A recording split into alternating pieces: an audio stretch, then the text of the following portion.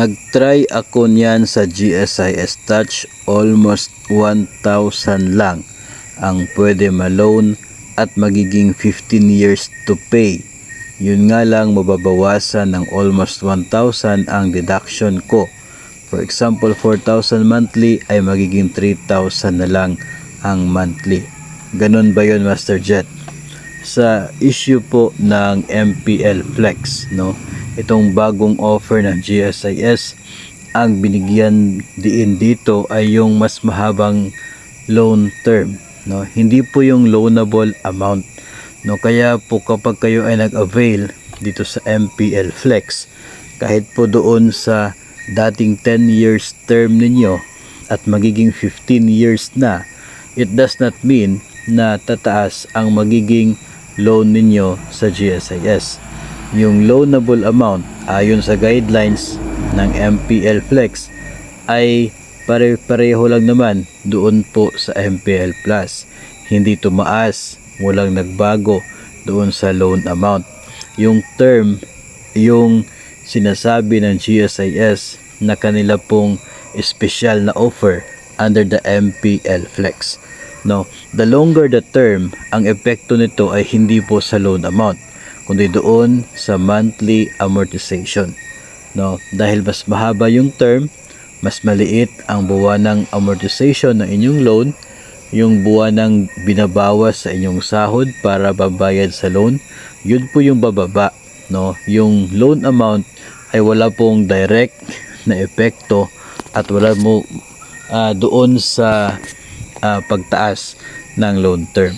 Kaya po 1,000 lamang itong sinasabi na net proceeds ng ating sender, kasi siguro ay hindi pa matagal, no?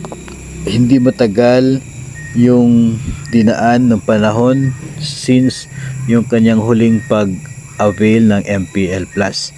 No, kapag bago ka pa lamang dito sa bago ka pa lang nag-avail ng MPL Plus, you should not expect na magkaroon ng mataas na proceeds kasi nga hindi naman tumaas yung loan amount, no?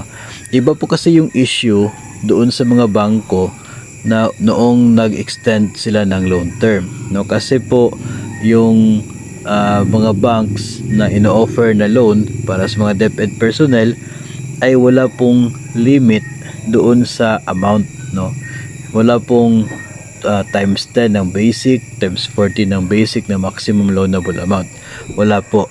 No, yung pong mga bangko na loans na accredited sa DepEd ay regardless of the loan amount, as long as yung amortization kaya pang bayaran ng inyong pong sahod, pwedeng mangyayari.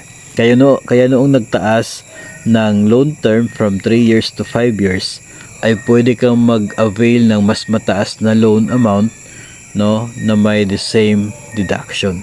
Dito kasi sa MPL Flex, kahit nagtaas yung loan amount, loan term niya, ay hindi ka pwedeng mag-avail ng mas mataas na loan with the same deduction doon sa inyong existing, kasi meron ding ceiling doon sa pwedeng ma-avail na loan ayon sa guidelines. So yun po yung nangyayari. Pero sinabi naman ng ating sender na bumaba nga yung amortization ng kanyang loan. Yun na po yung epekto na hatid ng MPL Flex. Dahil nga tumaas yung loan term, tapos bumaba pa ng 1% yung kanya pong annual interest rate. Kaya expected talaga na yung epekto nito ay mas mababa na monthly amortization sa inyong loan kapag kayo ay nag-avail dito sa bago ngayong offer ng GSIS, ang MPL Flex.